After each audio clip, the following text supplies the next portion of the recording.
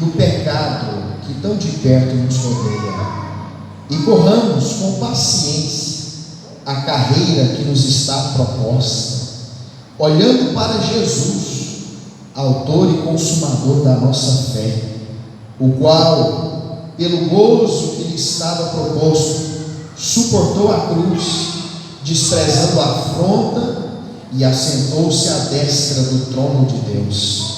Considerai, pois, aquele que suportou tais contradições dos pecadores contra si mesmo, para que não enfraqueçais, desfalecendo em vossos ânimos, ainda que não resististes até ao sangue, combatendo contra o pecado. Amém?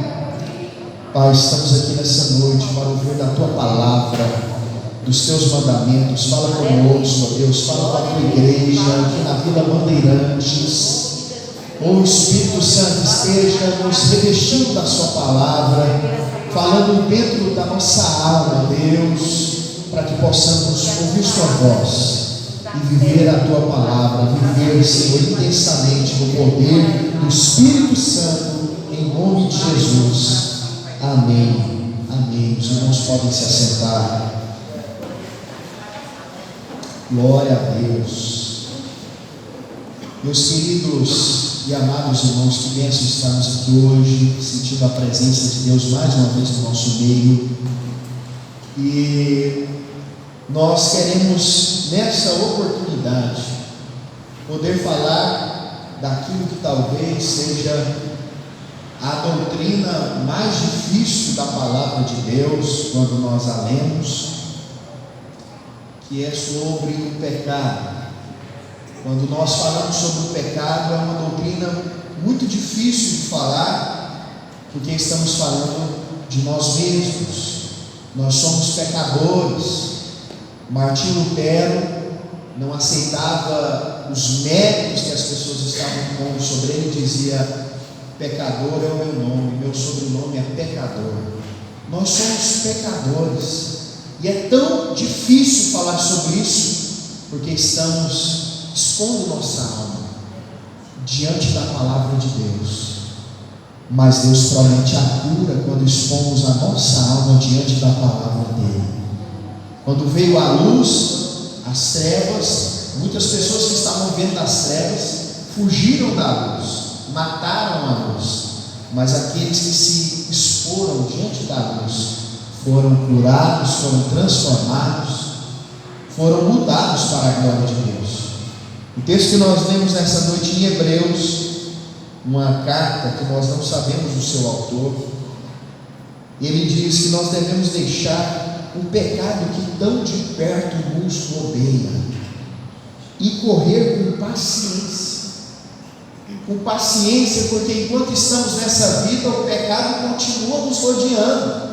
Então é paciência, é continuar, é nunca desistir, e é sempre deixar para trás algum embaraço para trás, é superar, é vencer. Ele diz que para nós conseguirmos isso, temos que olhar para Jesus, porque Ele é o autor e consumador da nossa fé. E Jesus foi o maior exemplo de alguém que lutou contra o pecado. Nós percebemos isso quando chegamos no versículo 4. Ele diz que na nossa luta contra o pecado, nós ainda não chegamos no nível de Jesus. Ele diz: vocês ainda não conseguiram chegar ao nível de derramar o seu próprio sangue. Isso mexe com a gente. Jesus guerreou tanto contra o pecado. Obrigado, João. Jesus guerreou tanto contra o pecado que Ele morreu. Nós começamos esse culto cantando em 526, que dizia: olhe para as florestas, as árvores, e me lembro da cruz. Uma vez eu estava andando de carro com a minha esposa, e eu falei assim: você já parou para pensar que Deus não criou nada por acaso? Então, por exemplo, Deus criou árvore somente para que toda vez que a gente olhasse para uma árvore, nós nos lembrássemos que o maldito é aquele que fosse morto em cima de um pedaço de madeira. Então, naquele grande dia, Deus vai fazer os homens se lembrarem de todas as vezes que eles olharam para um pedaço de árvore assim. Jesus lutou contra o pecado.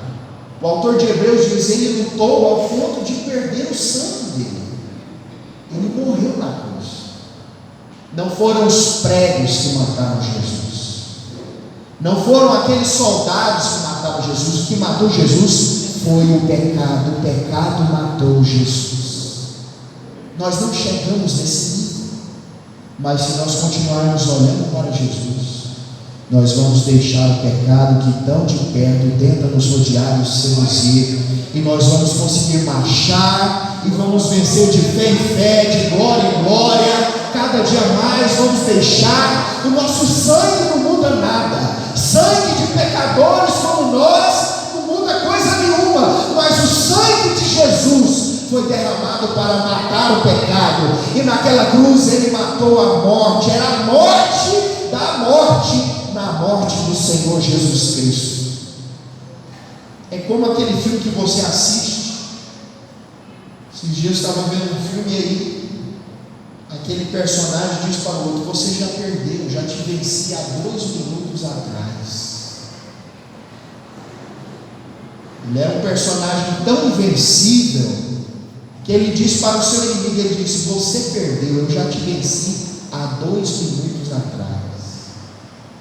Eu te matei há 2 minutos atrás. E o inimigo dele está de pé e diz assim: como assim você me matou há 2 minutos atrás? Eu já te venci. Jesus já matou a morte e já venceu o pecado por nós há muito tempo atrás. Ah, pastor, mas eu ainda estou vendo as coisas acontecendo. Não é possível, ele já venceu. Ele já venceu e nós somos mais do que vencedores em Cristo Jesus também. Se nós olharmos para ele, a única maneira. Nós temos falado de vários temas aqui nas terças-feiras da palavra de Deus, porque, como nós falamos na terça passada, nós temos uma visão de mundo. Uma visão de mundo. Então nós queremos falar sobre tudo. Antes foi sobre a existência de Deus, outro dia sobre a Trindade, outro dia sobre os hábitos, agora sobre o pecado. Nós queremos falar de tudo, porque o cristianismo é sobre tudo, e é sobre a maneira que nós queremos viver também. Então hoje nós queremos falar da mortificação do pecado. Em Romanos capítulo 8, versículo 3, o apóstolo Paulo disse: faça morrer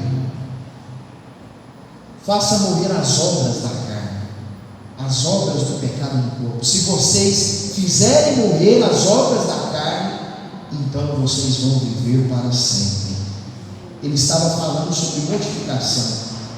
A Nova Almeida Atualizada diz: se vocês mortificarem as obras da carne. Mortificação fala sobre você matar alguma coisa. Quando você está tentando matar alguma coisa, você está tentando mortificar ela. Mortificar é tornar aquilo cada vez mais morto, mais moribundo, né? Alguém está à beira da morte, ele está mortificado. E o pecado tem que ser mortificado.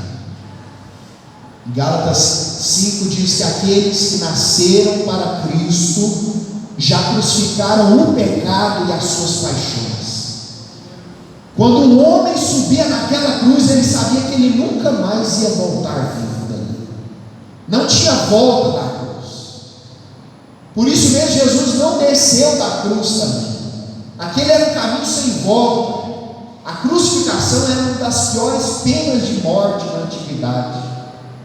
Era uma barbaridade. Às vezes havia crucificações em massa. Naquele dia 3 homens foram crucificados, mas Jesus sabia que depois que ele subisse naquela cruz, ele não podia descer mais. Quando um homem era crucificado, ele começava a gritar, se expressar, tentar fugir da morte. Uma das coisas que a crucificação faz é matar alguém, não só pelo sangue que derrama, pelo cansaço, mas pela asfixia, a perda do oxigênio. Por isso que os crucificados faziam todo esforço para ficar de pé, Porque se eles tentassem descansar, eles perdiam o ar nos seus pulmões. É por isso que eles quebraram as pernas dos dois ladrões ao lado de Jesus. Depois de quebrar as pernas, nenhum homem pode viver mais. Ele morre em pouco tempo pela asfixia. Só que quando ele chegava em Jesus, ele já estava morto. O pecado já tinha matado Jesus. O pecado de todos nós matou Jesus. Nós não resistimos ao pecado ao ponto de derramar o sangue. Mas Jesus, desde o dia em que ele nasceu, tem um hino que mexe muito no meu coração. Diz que quando Jesus nasceu, ele estava brincando e ele começava a pensar na cruz. Ele começava então a crescer e trabalhar e fazer um trabalho na carpintaria, e ele lembrava da cruz de novo. Todos os 33 anos da vida dele foi guerra contra o pecado, até um dia em que ele derramou o sangue para matar o pecado de vez. Jesus é o nosso campeão. Ele é o primeiro pastor. Ele é o pastor das ovelhas, o sumo pastor. Jesus é o seu pastor. Ele venceu o seu pecado para te dar vida eterna. Ninguém se compara a Jesus. Aleluia. A mortificação do pecado é um tema muito importante na Bíblia. Então hoje nós queremos saber de que modo o pecado afetou a raça humana, quais os meios devemos prosseguir em santidade, como caminhamos na mortificação do pecado. A primeira coisa que nós queremos saber é o que realmente é pecado. Essa palavra ela passa a ideia de errar o alvo. Errar o alvo. O que alguém errou? A primeira vez que ela aparece na Bíblia é quando Deus diz para Caim que o pecado estava na porta. É a primeira vez que a palavra pecado aparece na Bíblia. Quando ele diz: Caim, o pecado está na sua porta.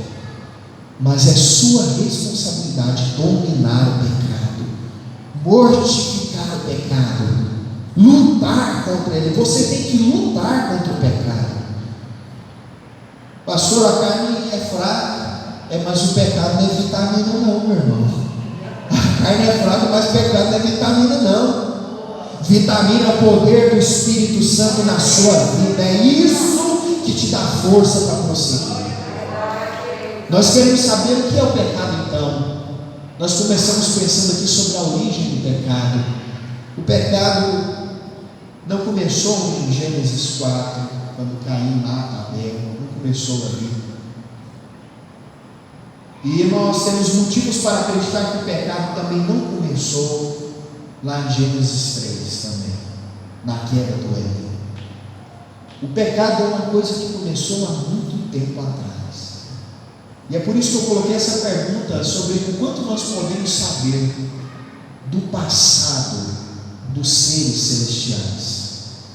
O cristianismo, de uma maneira geral, acredita que o pecado começou no reino celestial, há muito tempo atrás. Antes de nós existirmos, provavelmente, não sabemos quanto tempo, o pecado se iniciou ali. Aqui nós abrimos um parêntese, porque nós fazemos essa pergunta, o quanto nós realmente podemos saber, porque algumas pessoas querem investigar tantas coisas, e querem saber tantos mistérios da palavra de Deus, que eles acabam acreditando em certas ilusões sobre algumas coisas. Uma delas é sobre a origem de Satanás. Nós não temos tanta informação sobre a origem do diabo como nós gostaríamos de ter. Em João capítulo 8, Jesus diz que ele é mentiroso, pai da mentira, e ele mente desde o princípio. Quando Adão e Eva caíram no pecado, Satanás já estava no pecado, então ele pecou antes dele. Apocalipse passa a ideia de que quando o dragão caiu do céu, ele levou a terça parte dos anjos, ali chama estrelas, das estrelas do céu. Alguns outros textos do Antigo Testamento intrigam os cristãos, como Ezequiel 28 ou Isaías 14, que vai dizer: você era a estrela da manhã e filho da alva, mas você disse no seu coração, você se orgulhou no seu coração e disse: eu subirei até o céu, até acima das estrelas, dos anjos de Deus, e eu colocarei o meu trono na extremidade do norte. Ou seja, não haveria nada acima do trono dele. É a extremidade do norte. Não sabemos o certo o quanto podemos saber dessa eternidade passada. Houve uma eternidade passada antes de nós. Nós temos algumas pistas. Lá em Timóteo, quando Paulo fala para os bispos, ele diz: olha, eu alerto os bispos, os presbíteros, que não sejam orgulhosos, para que não caiam na mesma condenação que o diabo. Então Paulo está nos informando que ele acredita que a condenação do diabo foi o orgulho, a arrogância. O pecado começou há muito tempo atrás, mas ele invadiu esse mundo. Lá no Éden, nós começamos a ler a palavra de Deus hoje em dia. Eu espero que você também tenha começado a ler. É um momento de lermos a palavra de Deus, começar no Gênesis, lendo a palavra de Deus de capa a capa. Então você já leu aquilo e achou um pouco estranho, né? Deus coloca uma árvore da vida no meio do jardim, mas também coloca a árvore do conhecimento do bem e do mal. E aqui nós somos informados o seguinte: não é que Adão não conhecesse nada sobre o bem ou sobre o mal, mas que ele tinha um conhecimento restrito do bem e do mal. Ele tinha um conhecimento restrito. Você quer ver uma coisa que Adão não conhecia? Misericórdia. Sabia que fazer misericórdia é uma coisa boa? Uma coisa boa. Dar cobertor para alguém que está com frio, ou comida para alguém que passa fome, isso é misericórdia. Só que embora isso seja bom, isso só existe por causa do mal no mundo. Ou seja, Gênesis está nos ensinando que se a queda não tivesse existido, todos, ou seja lá o que for da humanidade, teriam conhecimento restrito do bem. Nós saberíamos que Deus é bom, Deus é justo, a criação é perfeita, tudo que Deus faz é glorioso. Só que certas manifestações do bem, como a misericórdia, nós nunca conheceríamos, porque a misericórdia só existe por causa que o mal também existe. Alguém está passando fome, alguém não tem onde dormir, aí vem a misericórdia. Deus estava dizendo que quando o pecado entrasse no mundo, nós íamos ampliar tudo que sabemos do bem e do mal. Deus não mentiu nisso. Deus nunca mentiu. Só que Ele dizia que no dia que dela comermos, nós estaremos caminhando para a morte. A Nova Bíblia Pastoral diz assim: caminhando para a morte. Essa é a origem do pecado. Deus coloca um ato de obediência puro para Adão. Os teólogos dizem: Deus não colocou um ato de obediência misto para Adão. O que é misto? Misturado. Por exemplo, Adão, a sua prova para permanecer no jardim é amar sua esposa. Esse é um ato de obediência misturado. Ele podia obedecer porque ele ama a Deus, mas porque ele também não quer ficar sozinho, gosta de Eva, ou porque ficar sozinho é ruim. Ele podia ter alguns motivos, você está me entendendo? Ele podia ter uma série de motivos para fazer aquela obediência a Deus. Então Deus dá um ato de obediência que não tem motivo nenhum, é só a pura obediência. Diz: não coma dessa árvore. O que tem nessa árvore? Nada. Podia ser outra árvore, podia ter dito: não é essa, é aquela. Não é isso. Não atravesse esse rio, ou não suba nessa montanha. A questão do Gênesis é que Deus dá um ato de obediência puro. Adão tinha que confiar em Deus, porque ele confia em Deus, e ele não confiou. Ele confiou em si mesmo, ele se apostatou. Aquilo foi um ato de desobediência, apostasia, e o pecado entrou no mundo. O pecado entrou e ele mudou tudo que nós conhecemos. A doutrina cristã a respeito do pecado original, ela inclui duas coisas aqui. A primeira eu coloquei aqui: culpa imputada. A segunda eu coloquei corrupção herdada. Depois que o pecado entrou no mundo, aquela culpa de Adão é a sua culpa agora. Pastor, não entendi, não acho isso muito justo, equilibrado. Deus pegou a culpa de Adão e botou na minha conta. É isso que significa imputado. Ó. Imputar é colocar na conta de alguém. Pastor, você está me dizendo que aquele ato de desobediência, por causa deles, agora Deus está colocando a culpa, aquela culpa na minha conta? Sim.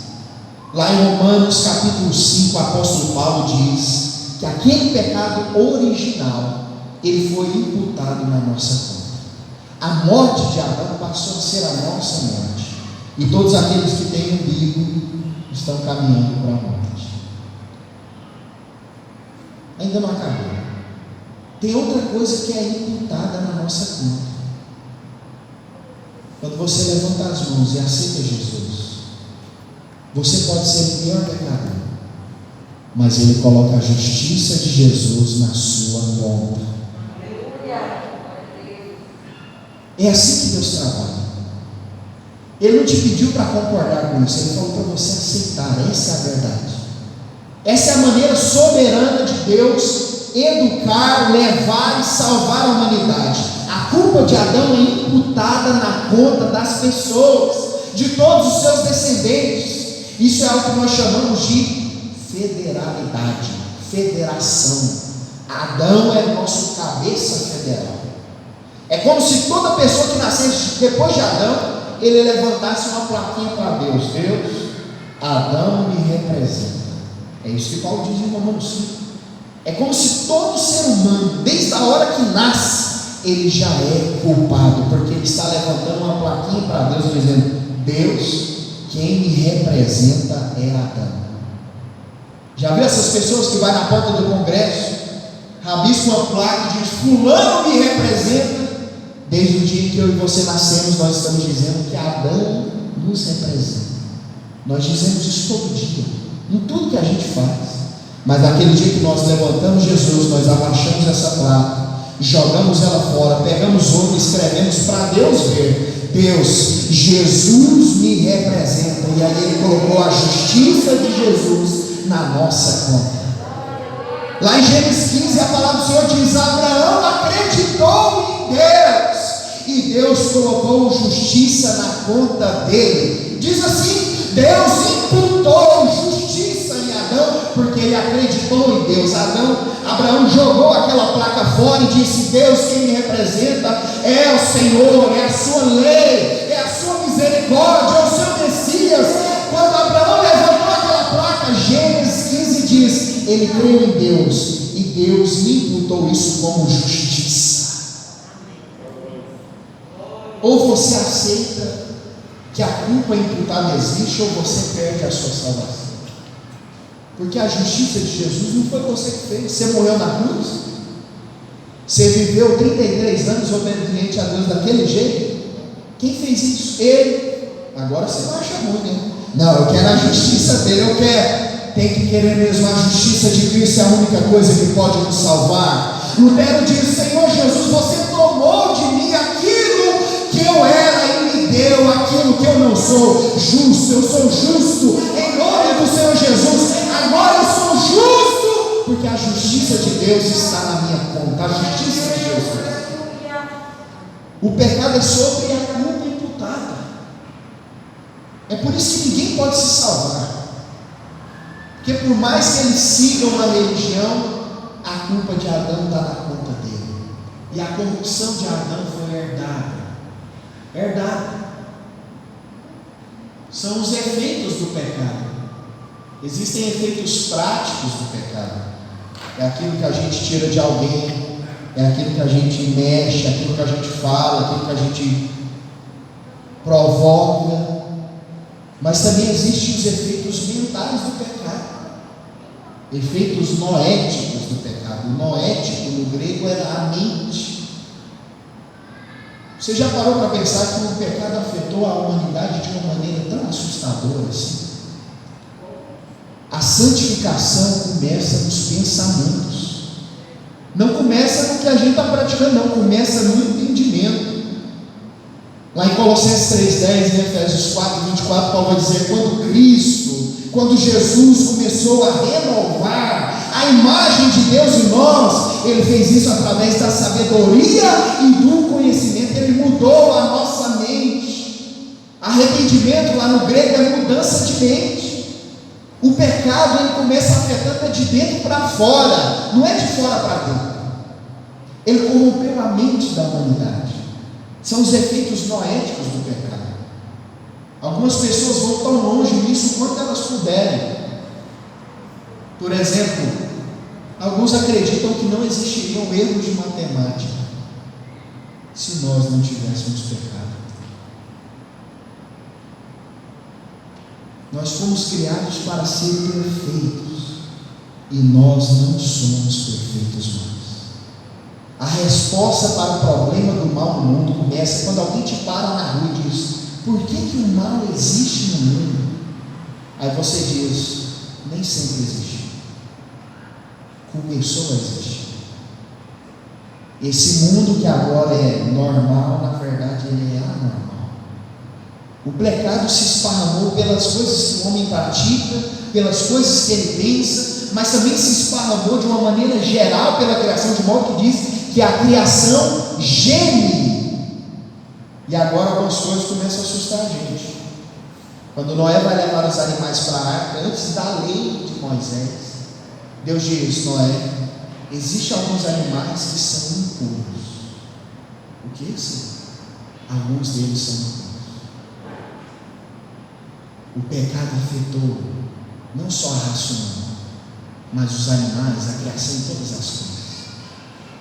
E quando você começa a estudar sobre os animais impuros, você entende que não era para o porco ser daquele jeito. O pecado afetou a estrutura daquele animal, e agora ele não tem casco fendido nem unha dividida. Ou ele come carniça, ou ele é alguma coisa assim.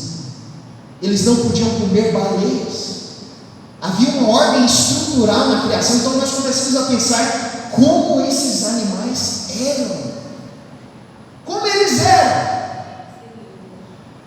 A ordem de Deus era estabelecida na criação. Os animais que estavam no mar, eles tinham escamas e barbatanas, todos eles. Agora a baleia não tem mais escamas. É impuro, embora seja uma carne muito boa.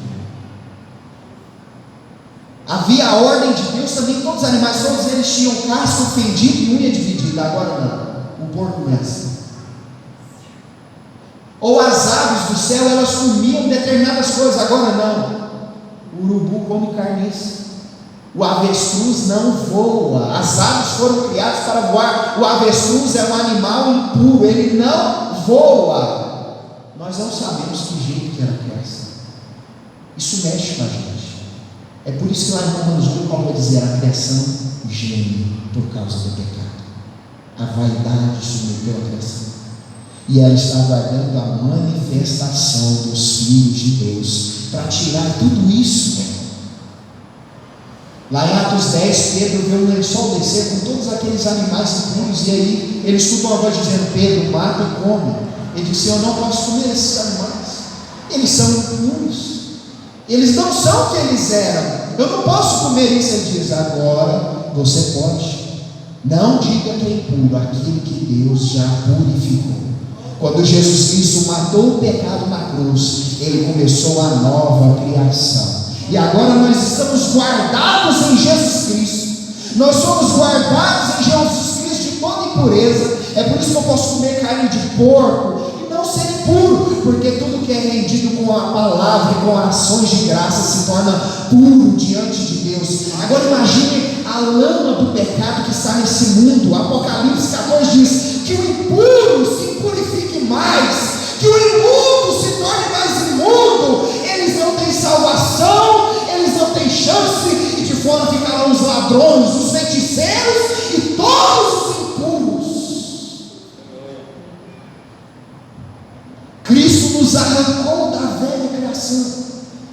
impureza nas paredes, nas panelas, na lepra, nos animais. Havia pecados esparramados na mente, na prática, em tudo. Cristo nos arrancou isso e nos colocou no reino de Deus. Ele nos colocou na nova criação e diz: agora tudo é puro para vocês, porque eu purifiquei vocês.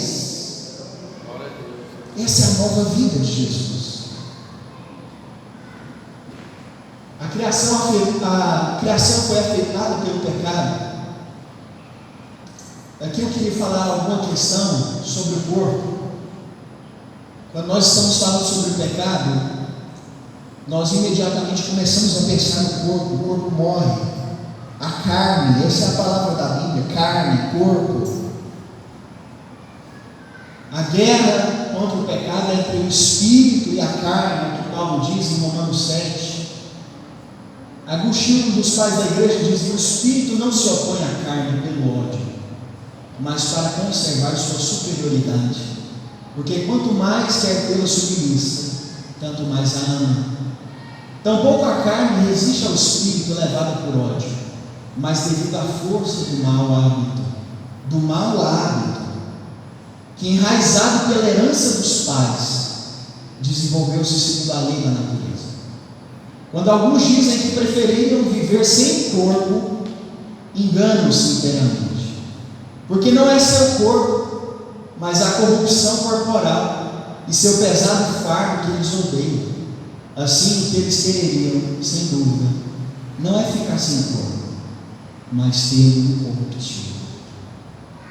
O que eu estou querendo te fazer aqui entender nesse momento é que essa guerra entre o espírito e a carne contra o pecado não é porque Deus criou duas coisas em nós que não combinam. O espírito combina com a carne. O espírito foi feito para habitar no corpo. A guerra deles não é porque Deus criou coisas erradas. Deus criou coisas certas. O espírito vive no corpo e o corpo está vivo enquanto o espírito está nele. Foi perfeito. Deus criou tudo e disse: e isso é bom. Foi bom isso que eu criei. Só que o pecado mexeu nisso. Algumas pessoas confundem as coisas e dizem: se eu tivesse o corpo, eu não estaria desse jeito. Se eu não tivesse uma parte do meu corpo, ou se eu não estaria dessa forma. Não é isso que você está querendo. O seu desejo mais profundo é que você seja ressuscitado um dia e tenha um corpo incorruptível. Nós não queremos ficar sem corpo porque foi bom Deus ter criado o corpo. Foi bom para nós. Gordon Clark diz